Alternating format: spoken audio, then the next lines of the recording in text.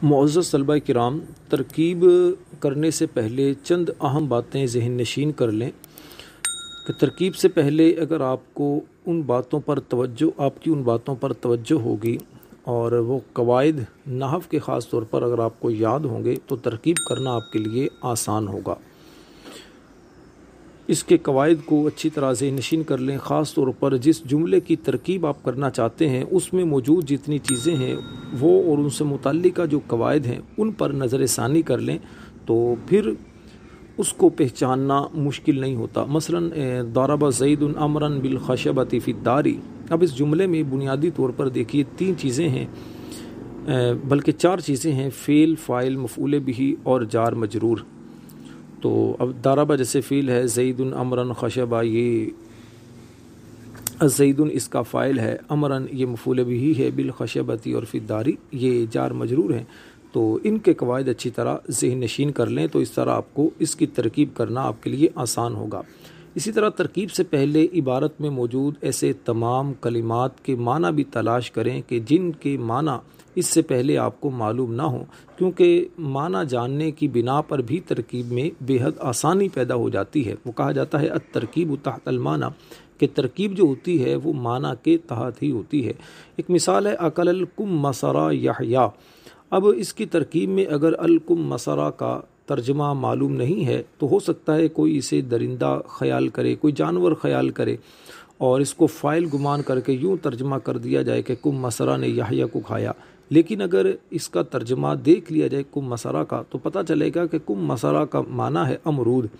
लिहाजा यकीनन मालूम हो जाएगा कि यहया ये फ़ाइल है और अलकुम मसरा ये मफ़ऊल बिही है, क्योंकि तर्जमा ये बनेगा कि यहया ने अमरूद खाया। इसी तरह इबारत में मौजूद जो भी फ़ेल के सीगे होते हैं उन्हें मुतय्यन फरमाएं ताकि इनका फ़ाइल मुतय्यन करने में आसानी हो जाए कि वो कोई इसमें ज़ाहिर है या ज़मीर, और फिर ज़मीर है तो मरफ़ू मुत्तसिल है या मरफ़ू मुनफ़सिल, और फिर मुत्तसिल है तो बारिज़ है या मुस्ततर, और फिर इसी तरह मज़ीद इसकी तफसील है। इसी तरह सबसे पहले ये देखा जाए कि जुमला कलमे की किस किस्म से शुरू हो रहा है। आपको पता है कलमे की 3 किस्में हैं, इस्म, फ़ेल और हर्फ। तो ये जुमला जो है कलमे की किस किस्म से शुरू हो रहा है, इस्म से, फ़ेल से या हर्फ से। इसके लिए इस्म, फ़ेल और हर्फ की जो अलामात हैं वो आपको याद होना ज़रूरी हैं। अगर जुमला इस्म से शुरू हो रहा हो तो अक्सर वो जुमला इस्मिया ख़बरिया होगा, जैसे ज़ैदुन क़ाइमुन, और लेकिन इसमें शर्त यह है कि इस्तिफ़हाम वाले माना पर वो जुमला मुश्तमिल ना हो, जैसे मन अबू का। और इसके लिए यकीनन मुब्तदा और ख़बर ज़रूरी हैं। जुमला इस्मिया के लिए यकीनन मुब्तदा और ख़बर ज़रूरी होते हैं। लिहाजा मुब्तदा और ख़बर की पहचान के जो कवायद हैं उनका लिहाज रखते हुए इनको मुतय्यन फरमाएँ। और अगर वो शर्त वाला माना रखता है जुमला, जैसे मन और माँ, तो कभी जुमला इस्मिया होगा, कभी फ़ेलिया होगा। अच्छा, और अगर पहले फ़ेल हो तो फिर जुमला फ़ेलिया होगा। इसमें मज़ीद गौर करें कि वो फ़ेल लाजिम है या मुतअद्दी। अगर फ़ेल लाजिम है तो इसके लिए सिर्फ़ फ़ाइल तलाश करें, और अगर फ़ेल मुतअद्दी है तो फिर देखें कि मुतअद्दी बयक मफ़ऊल है या मुतअद्दी बदो मफ़ऊल है या मुतअद्दी बसे मफ़ऊल। यानी मुतअद्दी फ़ेल मुतअद्दी 1 मफ़ऊल को चाहता है या 2 मफ़ऊल को या 3 मफ़ऊल को। इनमें से जो भी हो तो फ़ाइल की तलाश के साथ साथ फ़ेल के तकाज़े के मुताबिक मफ़ऊल भी तलाश करें। फ़ाइल और मफ़ऊल की जो तायीन है इसका तरीका आगे अर्ज़ करता हूँ। अगर शुरू में हर्फ हो तो सबसे पहले हर्फ की किस्म मुतय्यन करें। मसलन वो हर्फ आमिला है या गैर आमिला, और अगर आमिला है तो इस पर दाखिल होने वाला है, इस्म पर दाखिल होने वाला है या फ़ेल पर। इस्म पर दाखिल होने वाला है तो फिर वो हरूफ़ जारा है या हरूफ़ मुशब्बा बिल फ़ेल है या माँ वाला मुशब्बतानी बिलैसा है या फिर लाए नफ़ी जिन्स है या हरूफ़ निदा, या इनमें से कोई होगा, इसके अलावा नहीं होगा। और इनमें से हर एक किस किस चीज़ का तकाज़ा करता है इसके बारे में आप जो नहव की बुनियादी किताबें आप पढ़ चुके हैं तो आप उसमें इसे देख सकते हैं, जैसे तसीलुन नहव है, निसाबुन नहव है, अन नहवुल कबीर है या खुलासतुन नहव है। जो भी किताब आपने पढ़ी हो उसमें आप इन चीज़ों को देख सकते हैं। और अगर वो फ़ेल पर दाखिल होने वाले हरूफ हैं तो चाहे वो नासिबा हों या जाजिमा, जुमला फ़ेलिया होगा। अच्छा, मज़ीद इसके लिए जो आइंदा जो कवायद आ रहे हैं उसको भी ज़हन नशीन रखिएगा।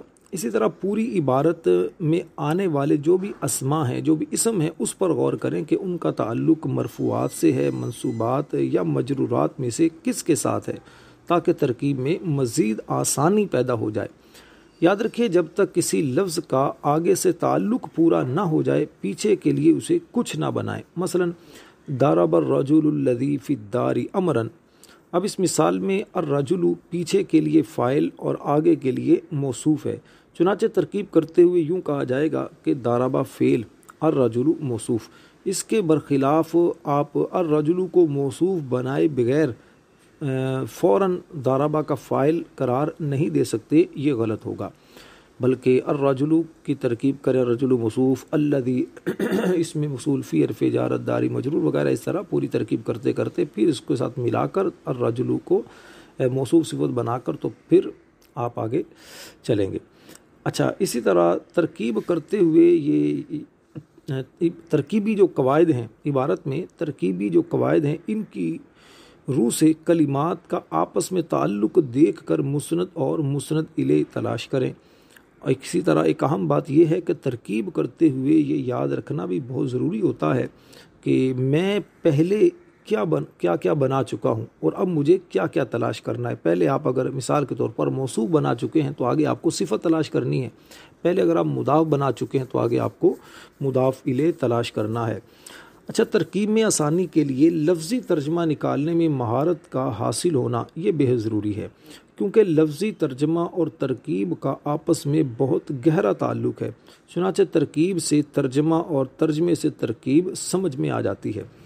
इस तरह एक बात ये भी याद रखें कि नहवी जो कायदे हैं ये अक्सरी हैं, कुल्ली नहीं है। यानी इसका मतलब ये है कि ये कवायद जो हैं कलाम अरब की तमाम मिसालों में जारी हों, ऐसा ज़रूरी नहीं है, बल्कि अक्सर मिसालों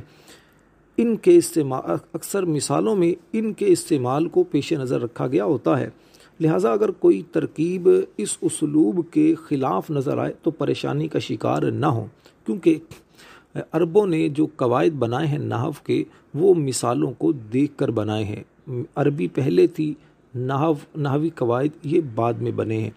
तो इसलिए हो सकता है कि कुछ ऐसे कलिमात आपके सामने आए, ऐसी इबारत आपके सामने आए या कोई कलिमा आपके सामने ऐसा आए कि जिस पर ये कायदा आपको फिट होता नज़र ना आता हो, तो इसमें परेशान ना हो, बल्कि उसे शाज़ कहकर या सिमाई कहकर उसे छोड़ दिया जाएगा, लेकिन उस पर कायदा हो सकता है कोई ऐसा हो जाए। अच्छा, एक बात ये याद रखें, बहुत अहम बात, कि इबारत के दुरुस्त होने का मतलब ये नहीं है कि किसी दुरुस्त इबारत वाले से सुनकर इबारत हिफ्ज़ कर लेना या इराब लगी हुई इबारत का रट लेना या ज़बान में रवानी का हासिल हो जाना, ये नहीं है, बल्कि हर पढ़े जाने वाले इराब की वजह इराब दलील के साथ मालूम होना, ये इसकी हतमी अलामत है। अगर आप हर जो भी आप कलिमा पढ़ते हैं उस पर आने वाले इराब की वजह आपको पता है कि इस इराब की वजह ये है, तो इसका मतलब है कि आपको इबारत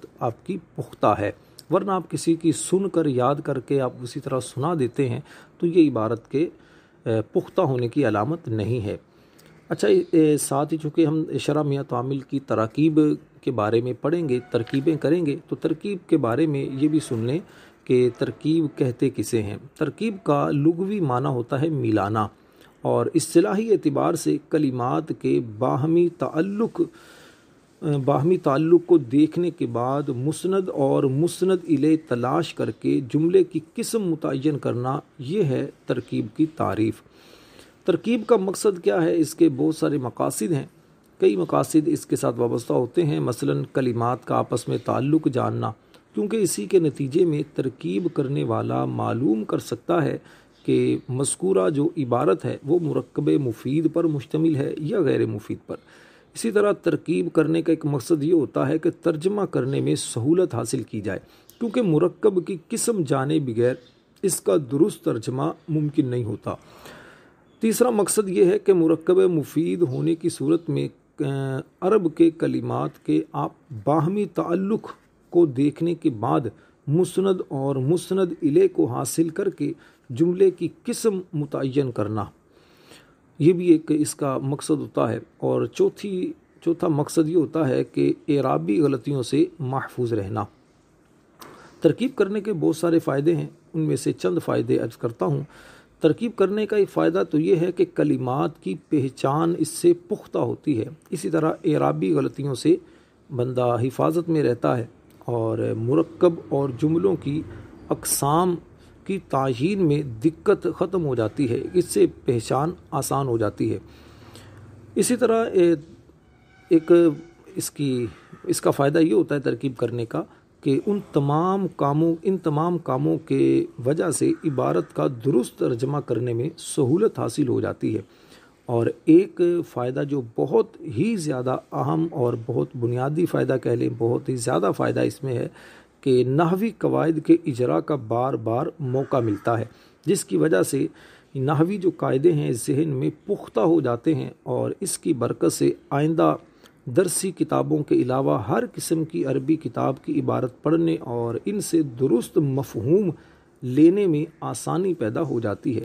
یہ چند باتیں ترکیب سے متعلق ہیں، ان کو اچھی طرح ذہن نشین کر لیں۔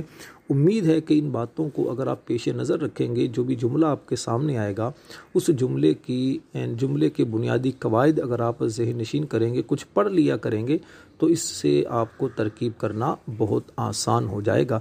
اللہ تعالی ہم سب کو دنیا اور آخرت کی برکتیں عطا فرمائے۔ اپنے بھائی راشد نور مدنی کو اپنی دعاؤں میں یاد رکھیے۔ صلو علی الحبیب صلی اللہ تعالی علی محمد۔